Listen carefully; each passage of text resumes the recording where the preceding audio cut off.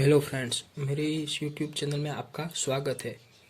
आज मैं आपको सिविल इंजीनियरिंग के इंटरव्यू क्वेश्चन के बारे में बताऊंगा। इसके पहले मैंने 2 पार्ट बनाए हुए हैं। अगर आपने वो नहीं देखे, इसकी लिंक मैं आपको इस की डिस्क्रिप्शन में भी दे दूंगा, आप वहां से भी देख सकते हैं। तो चलिए शुरू करते हैं। Test on bricks to check its quality. Brick की क्वालिटी चेक करने के लिए कौन कौन से टेस्ट होते हैं? उसमें पहले होता है water absorption test, water absorption test. दूसरा होता है हार्डनेस टेस्ट, हार्डनेस। उसके बाद तीसरा कौन सा होता है? तीसरा होता है साइज एंड शेप, मतलब इसकी साइज एंड शेप सही है या नहीं वो देखना होता है। उसके बाद साउंडनेस टेस्ट होता है, और सबसे आखिर में कौन सा टेस्ट होता है? क्रॉसिंग टेस्ट, मतलब क्रॉसिंग स्ट्रेंथ टेस्ट। ठीक है, ये टेस्ट होता है। दूसरा क्वेश्चन, व्हाट इज गंटिंग? गंटिंग क्या होता है? तो इसमें हम लोग क्या करते हैं? सबसे पहले 1:3 के प्रोपोर्शन में, इनमें 1 है सीमेंट और 3 पार्ट है सैंड। इसके प्रोपोर्शन में हम सीमेंट मोटर बनाते हैं और उसको कोई भी दीवार पर हम लोग स्प्रे करते हैं सीमेंट मोटर का, प्लास्टरिंग के लिए या कोई रिपेयरिंग काम के लिए। जैसे कि मैं आपको दिखाऊं, ये कोई दीवार है और यहाँ पर ये गंटिंग मशीन है, तो यहाँ पर से हम लोग यहाँ पर स्प्रे करते हैं दीवार पर और ये चिपक जाता है। और इसका जो प्रेशर होता है 2 to 3 kg पर सेंटीमीटर स्क्वायर होता है। मतलब यहाँ पर कोई 1 सेंटीमीटर बाई 1 सेंटीमीटर का टुकड़ा हो तो उसमें 2 से 3 kg तक का प्रेशर अप्लाई होता है। इस प्रोसेस को हम लोग गंटिंग कहते हैं। इसके बाद तीसरा टाइप ऑफ स्लम्प, उसमें सबसे पहले शियर स्लम्प, दूसरा होता है कोलैप्स, तीसरा होता है जीरो स्लम्प और आखिर में होता है ट्रू स्लम्प। इसको ट्रू स्लम्प कहते हैं या फिर आइडियल स्लम्प बोलते हैं। शियर स्लम्प में क्या होता है? हमारा ये कोन होता है, मान लीजिए कोई कोन है हमारा, तो उसमें क्या होता है कि अगर हम लोग इस कोन को उठा देते हैं तो यहाँ से इस तरह का कोई शेप आ जाएगा सीमेंट मोटर का। इसको हम लोग शियर स्लम्प कहते हैं। ये सब कुछ निकल जाएगा। दूसरा कोलैप्स स्लम्प। कोलैप्स स्लम्प में क्या होता है? ऐसा हमारा स्लम्प होता है इनिशियल, जैसे ही हम उसके बाहर की परत को, मतलब वो जो स्टील का होता है, उसको उठाएंगे तो ये सब कुछ कोलैप्स कर जाएगा, मतलब ये इस तरह बिखर जाएगा। ये सीमेंट है, ये इस तरह से। इसको हम लोग कहते हैं कोलैप्स स्लम्प। जीरो स्लम्प मतलब मान लीजिए कोई हमारा कौन है, जीरो स्लम्प मतलब अगर हमने ऊपर से निकाल लिया तो फिर भी ये ऐसा का ऐसा ही रहेगा, इसमें कोई चेंज नहीं आएगा, ये बहुत ही स्टीफ होता है। इसको हम लोग शियर स्लम्प, जीरो स्लम्प कहते हैं। और आखिर में ट्रू स्लम्प। ट्रू स्लम्प मतलब क्या होता है? ये हमारा कोई कौन है, इसको हमने बाहर साइड से निकाला तो ये इस तरीके से हो जाएगा, इस तरीके से। और ये वैल्यू 25 to 50 mm होती है, मतलब 1 इंच से 2 इंच तक। इसको हम लोग ट्रू स्लम्प कहते हैं। उसके बाद चौथा क्वेश्चन है, what do you understand by M25 concrete? और ये M25 में M का मतलब होता है मिक्स और 25 का मतलब होता है strength of concrete after 28 days।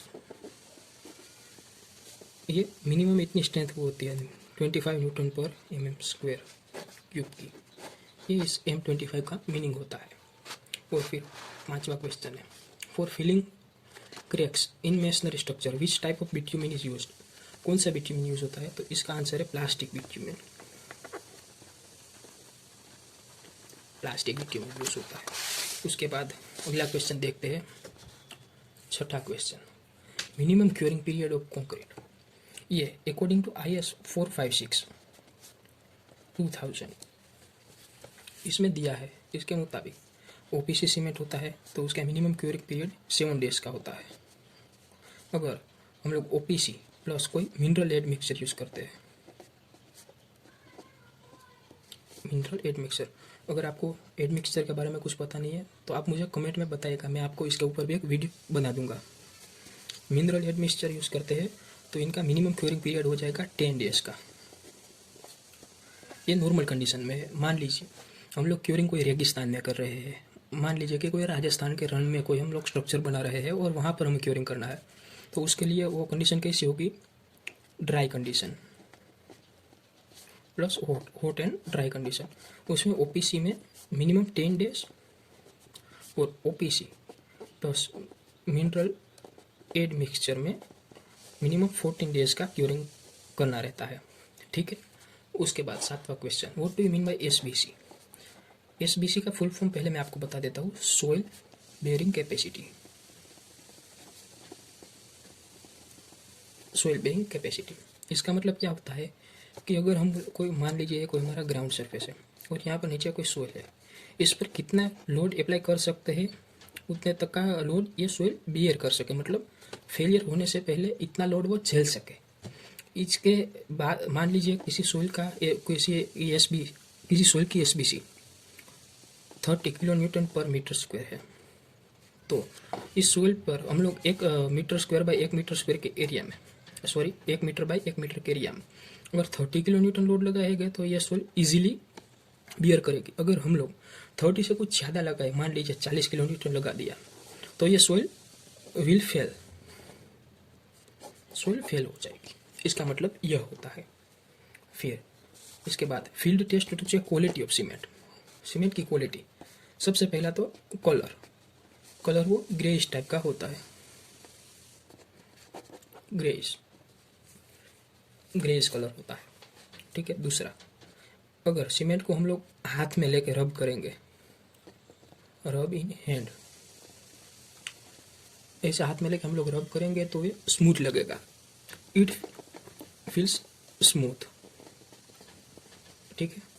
फिर थर्ड, अगर हमने सीमेंट का कोई ढेर होगा, मान लीजिए यहाँ पर हमने सीमेंट का ढेर या फिर सीमेंट की बोरी में सीमेंट है, इसमें अगर हमने हाथ डाला, मतलब इसके अंदर हाथ डाला, तो हमको कूल फील होगा, मतलब ठंडा लगेगा। ये सीमेंट की प्रॉपर्टी होती है। ठीक है। उसके बाद चौथा, अगर हम लोग सीमेंट को कोई, मान लीजिए यहाँ पर वाटर भरा हुआ है किसी भी बकेट में, इसमें अगर हम लोग सीमेंट थोड़ा ऊपर से हम ऐसे डालेंगे तो वो पानी के अंदर डूबने से पहले सबसे ऊपर तैरेगा, मतलब फ्लोट बिफोर सिंक, डूबने से पहले ये तैरेगा पानी के ऊपर थोड़ी देर के लिए, फिर वो डूब जाएगा। ये हम लोग फील्ड पर चेक कर सकते हैं ये सभी प्रॉपर्टी। और 5वां, ये तो कॉमन है, लंप फ्री होना चाहिए, मतलब कि उसमें कोई गड्ढे नहीं होने चाहिए, मतलब गड्ढा होगा तो प्रॉपर सीमेंट की सेंड के साथ मिक्सिंग नहीं होगी और हम लोग प्रॉपर स्ट्रेंथ गेन नहीं कर पाएंगे। ये ज़्यादातर मानसून के सीज़न में देखा गया है, क्योंकि भेज लग जाता है इसलिए। फिर अगला question, a wall constructed to resist the pressure of earth filling is, मतलब आपने देखा ही होगा अंडरग्राउंड पार्किंग और उस सभी जगह पर ऐसा होता है कि यहाँ पर नेचुरल ये लेवल है, ग्राउंड लेवल है, और हमको यहाँ पर अंडरग्राउंड पार्किंग करना होता है, मान लीजिए इतना नीचे। तो अगर हम लोग यहाँ पर कुछ कंस्ट्रक्ट नहीं करेंगे तो ये सोइल सीधी नीचे गिर जाएगी। इसके लिए हम लोग यहाँ पर एक स्ट्रक्चर कंस्ट्रक्ट करते हैं, इस तरीके का आप देख सकते हैं। इसको हम लोग कहते हैं रिटेनिंग वॉल,